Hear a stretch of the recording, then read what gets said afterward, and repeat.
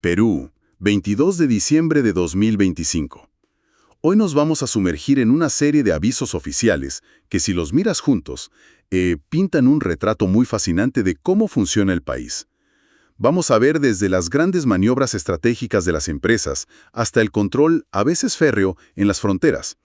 Y de ahí, pasamos a los esfuerzos por formalizar la tierra en el campo y a unas directivas de austeridad que nos muestran cómo el propio Estado intenta, controlarse a sí mismo.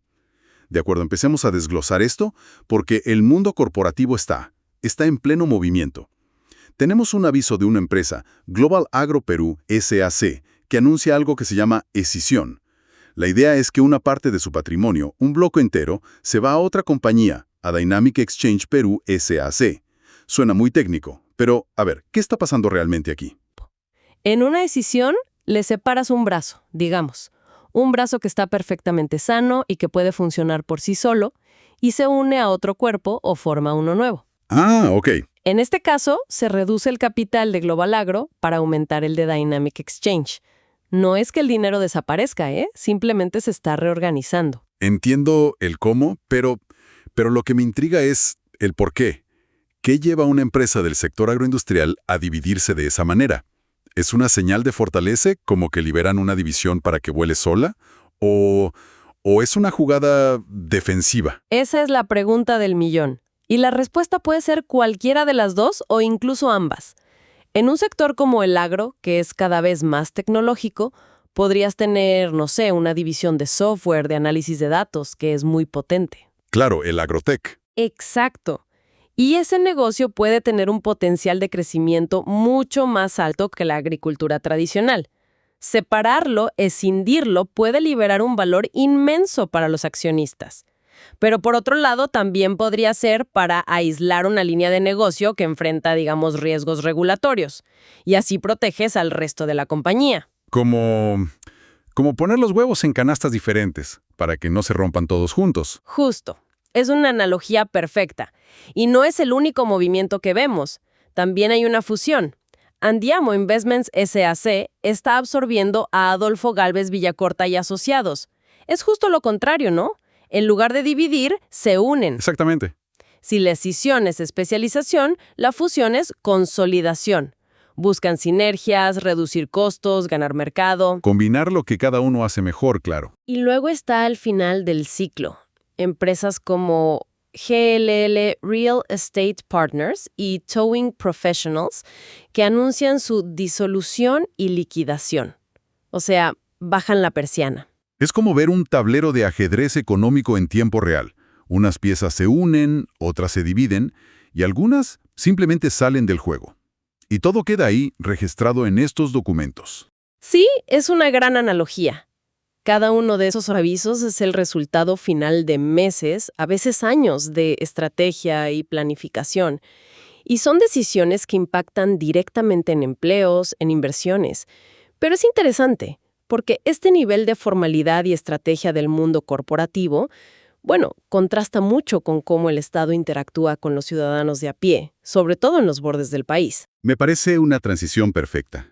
Porque al pasar de estas maniobras de directorio a las notificaciones de la SUNAT, la aduana, en Tumbes, justo en la frontera con Ecuador, la historia cambia. Cambia por completo. Aquí ya tenemos nombres de apellidos, casos concretos. Por ejemplo, el de Margarita del Cisne Bravo Navarro, con cédula ecuatoriana. Se le sanciona con el comiso de su mercancía y una multa de 3.946 soles. Y fíjate que esa cifra, 3.946 soles, no es para nada arbitraria. La resolución dice que es el doble de los tributos que no pagó. Ah, el doble, claro. El mensaje es clarísimo. No se trata solo de recuperar el impuesto, sino de que el castigo haga que el contrabando a pequeña escala, el contrabando hormiga, no te salga a cuenta si te atrapan. Es disuasivo. Lo que me llama la atención es el método. Estos avisos se publican porque no han podido notificar a la gente directamente. Dice que son extranjeros o que no tienen un domicilio fijo o que no los encontraron. Y vemos casos parecidos en Puno, en Tacna.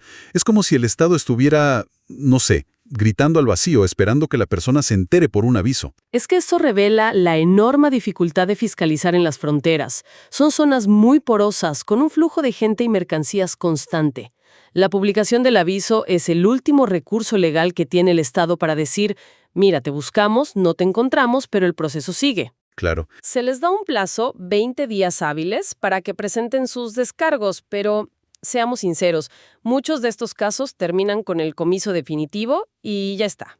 Veo otro caso aquí, el de Yandri Macías Lino, también en Tumbes. Él sí presentó un escrito, o sea, intentó defender su caso, pero el aviso dice que fue declarado improcedente. ¿Qué significa eso en la práctica? ¿Es un sistema muy difícil de navegar o son casos tan evidentes que la apelación es casi una formalidad sin esperanza? Puede ser un poco de ambos, la verdad. Improcedente suele significar que el recurso no cumplió los requisitos formales o que los argumentos no tenían base legal. Para alguien sin asesoría legal, estos procedimientos son un laberinto. Pero desde la perspectiva del Estado, es la ley. Y estos avisos, en conjunto, muestran una presión constante sobre las fronteras para formalizar el comercio. Es el poder del Estado en su forma más directa. Hemos visto al Estado regulando a las grandes empresas y sancionando al pequeño comerciante en la frontera. La cara del control. Pero estos documentos también muestran la otra cara, ¿no? El Estado como un agente que busca formalizar y desarrollar. Me refiero a estas notificaciones del gobierno regional de Puno. Sí, es un cambio de tono radical. Pasamos de las actas de incautación a la entrega de títulos de propiedad rural.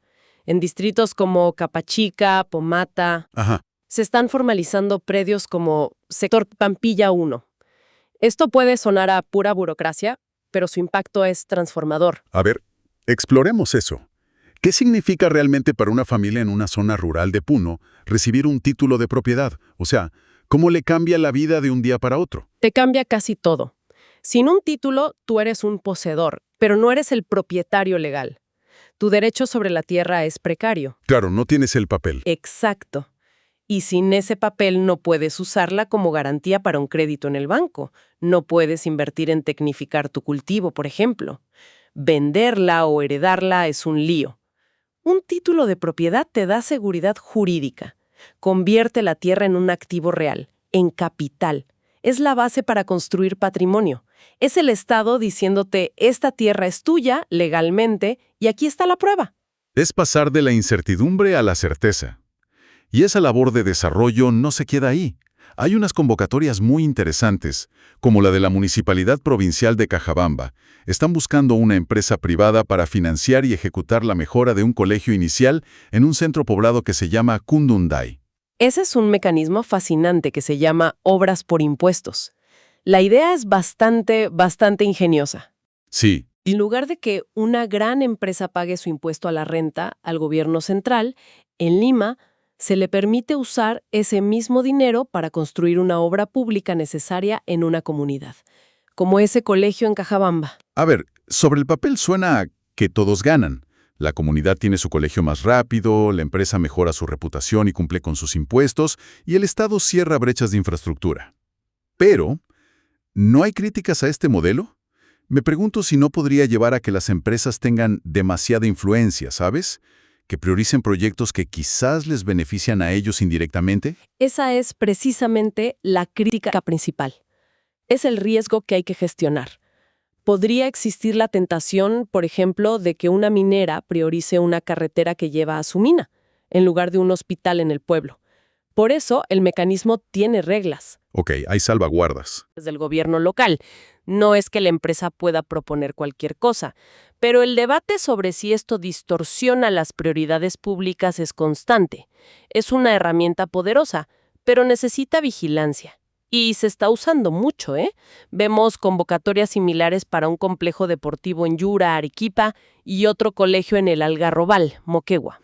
Es un contraste increíble. En el mismo día, el Estado le quita la mercancía a alguien en la frontera por no pagar unos miles de soles. Y por otro lado, le ofrece a una gran corporación usar millones de sus impuestos para construir un colegio. Muestra las distintas herramientas que tiene. Totalmente. Y para completar el cuadro, no solo regula a otros, también se regula a sí mismo. Y a veces con un nivel de detalle que, asombra. A eso quería llegar. Estoy viendo una directiva interna de la empresa de saneamiento de Chochapoyas, EMUSAP S.A., sobre medidas de austeridad para el 2026. Y algunas reglas son increíblemente específicas. Por ejemplo, el gasto mensual en telefonía móvil para el personal no puede exceder los 120 soles por equipo. Me parece casi microgestión. ¿Qué nos dice esto? Nos dice que hay una conciencia profunda, al menos en el papel, de que el gasto público se puede descontrolar si no le pones límites muy, muy estrictos. Una directiva así es un reconocimiento implícito de que sin reglas los recursos se pueden malgastar. Se prohíben contrataciones de personal nuevo a menos que la plaza esté en el presupuesto y sea por concurso. Salvo los cargos de confianza, claro. Salvo eso, sí. Y los viajes tienen que ser estrictamente necesarios. El uso de vehículos y combustible solo para funciones de la empresa. Es un intento de imponer una disciplina fiscal casi a nivel personal de los funcionarios. Pero me pregunto, ¿cuál es el balance? Por un lado, buscas la eficiencia, que es loable. Por otro, no corres el riesgo de crear una burocracia tan rígida que impida que la gente haga bien su trabajo. Quizás un gerente necesite un plan de datos más grande para estar conectado en el campo. Esa es la tensión permanente en la gestión pública. La búsqueda de la racionalización del gasto, como dice la directiva, frente a la necesidad de ser flexible para operar. Estas normas nacen de la desconfianza, de la experiencia de abusos pasados. Son un corsé que se le pone a la administración para garantizar el manejo adecuado y eficiente de los recursos. Y es fascinante ver este esfuerzo a nivel micro en una empresa que da un servicio tan básico como el agua en una ciudad como Chachapoyas. Cuando das un paso atrás y miras todo este mosaico de avisos juntos, desde la compleja escisión de una empresa en Lima, pasando por la multa a una comerciante en Tumbes, hasta la alegría de un título de propiedad en Puno y el tope de 120 soles para un celular en Chachapoyas, emerge un tema común, ¿no crees? Todos estos documentos, de una forma u otra, son un intento de imponer un orden. Un orden formal, legal y predecible sobre una realidad económica y social que en el día a día puede ser bastante caótica e informal. Es una estructura de reglas, plazos, multas y beneficios diseñada para encauzar el comportamiento de todos. La gran pregunta que queda flotando entonces es, ¿hasta qué punto este universo de procedimientos logra realmente su objetivo de ordenar la sociedad? O si en muchos casos simplemente corre como una vía paralela a la vida real de la mayoría de la gente, que quizás opera en una economía y una lógica social que rara vez se cruza con este nivel de formalidad estatal.